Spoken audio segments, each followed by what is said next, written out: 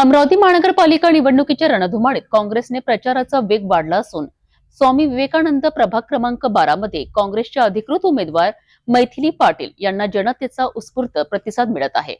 कल्याण नगर स्वामी विवेकानंद बेलपुरा परिसरात काँग्रेसच्या प्रचाराला नागरिकांचा मोठा पाठिंबा पाहायला मिळतोय। अमरावती महानगरपालिका निवडणुकीच्या पार्श्वभूमीवर स्वामी विवेकानंद प्रभाग क्रमांक 12 मध्ये काँग्रेसकडून जोरदार प्रचार सुरू आहे। काँग्रेसच्या अधिकृत उमेदवार मैथिली पाटील यांनी कल्याण नगर स्वामी विवेकानंद आणि बेलपुरा परिसरात घरोघरी भेट देत नागरिकांशी थेट संवाद साधला। या प्रचारादरम्यान नागरिकांनी विविध नागरी समस्या, पाणी पुरवठा, रस्ते, स्वच्छता आणि मूलभूत सुविधांबाबत आपली मते मांडली। माजी मंत्री व काँग्रेस नेते डॉक्टर सुनील देशमुख यांच्या मार्गदर्शनाखाली अमरावती महानगरपालिकेत सुशासन आणण्याचा निर्धार काँग्रेसने व्यक्त केला। सर्वधर्म समभाव, सर्वसमावेशक विकास आणि पारदर्शक प्रशासन हीच काँग्रेसची ओळख असल्याची यावेळी मतदारांमध्ये ठामपणे सांगण्यात आले। काँग्रेस निवडून आल्यास शहराच्या विकासाला नवी दिशा मिळेल असा विश्वास यावेळी व्यक्त करण्यात आला। मी प्राध्यापक मैथिली मनीष पाटील, प्रभाग क्रमांक 12 स्वामी विवेकानंद बेलपुरा या प्रभागामधून मी राष्ट्रीय काँग्रेस उमेदवारी दाखल केलेली आहे। आम्ही सर्व पॅनल निवडून आल्यानंतर आमचं विजन असं राहील की सर्वप्रथम तर ज्या प्रभागात आम्ही उभं आहे त्या प्रभागात स्वच्छता, घाणीचं साम्राज्य, नाल्या ह्या सर्वप्रथम गरजा, तर ज्या गरजा असतात ह्या मूलभूत गरजा आहे, ह्या तर आम्ही सगळं करूच।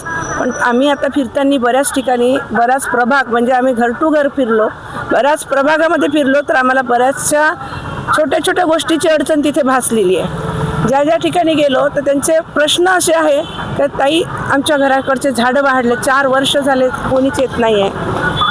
प्रभागामध्ये कचऱ्याचे ढेर पडलेले आहेत, ते कोणीच नेत नाही आहे। कंटेनर आमच्या देवस्थानाच्या जवळ कंटेनर आहे, त्याच्यामध्ये कचरा जो आहे तो येऊन पडलेला आहे।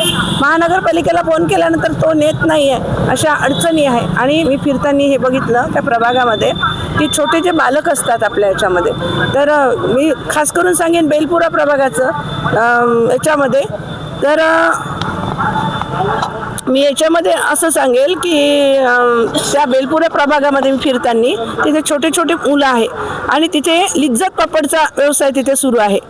ज्या बायांना हाताला काम दिलं लिज्जत, मी खरोखर लिज्जत पापडच्या ज्या उद्योजक आहे त्यांचा मी धन्यवाद करेल की त्या लोकांनी त्यांना काम दिलं। पण त्यांचे अगदी छोटे छोटे मुलं आहे, नालीच्या बाजूला त्यांच्या घराची व्यवस्था आणि त्यांच्या अडचणी असं आहे की आमचे मुलं जे शाळेत जायला पाहिजे होते, जी शासकीय ज्या शाळा असतात त्या शाळेमध्ये आम्हाला मुलं टाकायचे असतात, प्रायव्हेटमध्ये मुलं आम्ही शिकू शकत नाही, तर बरेचशा घरचे मुलं मला घरी दिसले।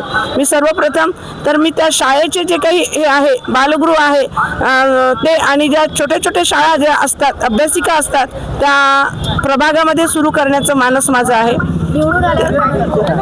निवडून आल्यावरच प्रश्न सांगते ताई, आता आम्ही नुकतंच निवडणुकी प्रथमता नाही तर माझे 2 टर्म झालेले आहे। मी काँग्रेस नगरमधून उभी राहिली होती।